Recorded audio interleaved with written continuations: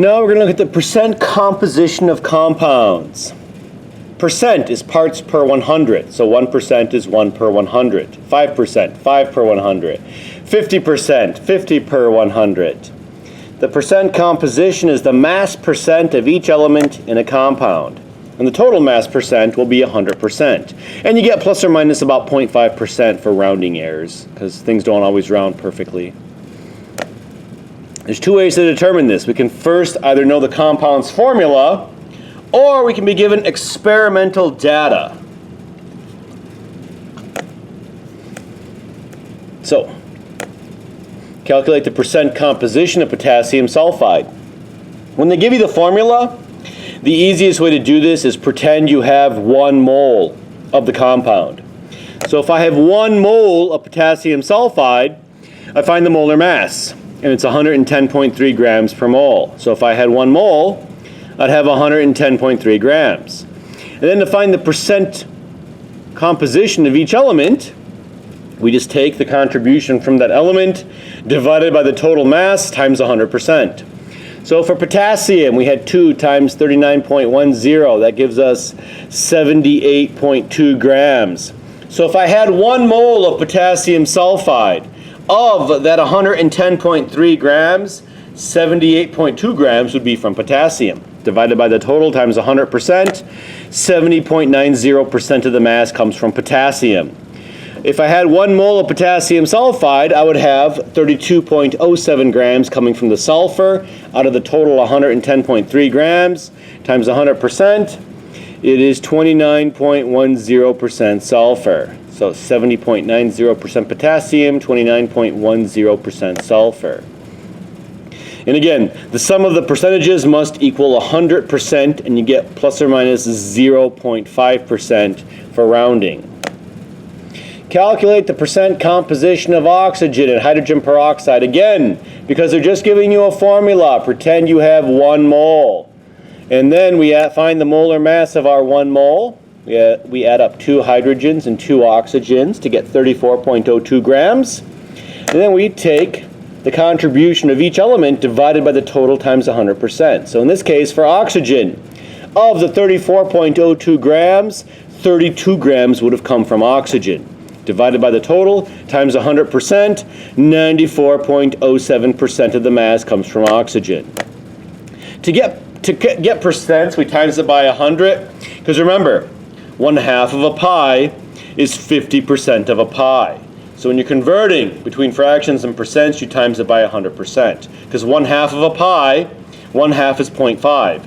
So 0.5 of a pi is 50% of a pi, because it's parts per 100. Calculate the percent composition of potassium chromate. Again, they give us a formula, so we assume we have 1 mole. We add up 2 potassiums, 1 chromium, and 4 oxygens to get 194.2 grams. And then we take the contribution of each element divided by the 194.2 grams, because again, we're pretending we have 1 mole of this stuff, times 100%, and we get our answers for potassium, chromium, and oxygen. So again, pretend you have 1 mole, because it makes the math easy. You find the total molar mass, and then you just take the contribution from each element divided by the total molar mass times 100%. So you have, again, K2CrO4. There were 4 oxygens, so 4 times 16, because in 1 mole of potassium chromate, you have 4 moles of oxygen, because there's 4 in every one. And so that's 64. So 64 grams of that 194.2 grams was oxygen, 32.95%. If you're given experimental data, you just have to use the numbers they give you. If they just give you a formula, pretend you have 1 mole. It'll make your life way simpler with the math.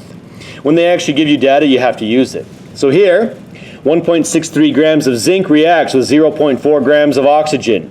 So that's a total mass of 2.03 grams of compound. Of that 2.03 grams of compound, 1.63 grams came from zinc, and that gives us 80.3% zinc.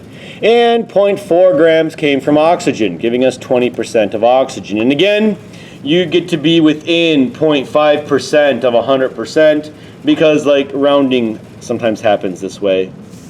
But again, it should be either at 100% or very, very, very close to 100%, between 99.5% and 100.5%. Anything more than that is too big of a variance and not allowed. Aluminum chloride forms by reaction of 13.43 grams of aluminum with 53.18 grams of chlorine. What is the percent composition of chlorine in the compound? Well, we get the total mass by adding up the aluminum and the chlorine. So we have 66.61 grams of compound. And of that 66.61 grams, 53.18 grams come from chlorine. So we take the mass from chlorine divided by the total mass times 100%. 79.8% of the mass is coming from chlorine.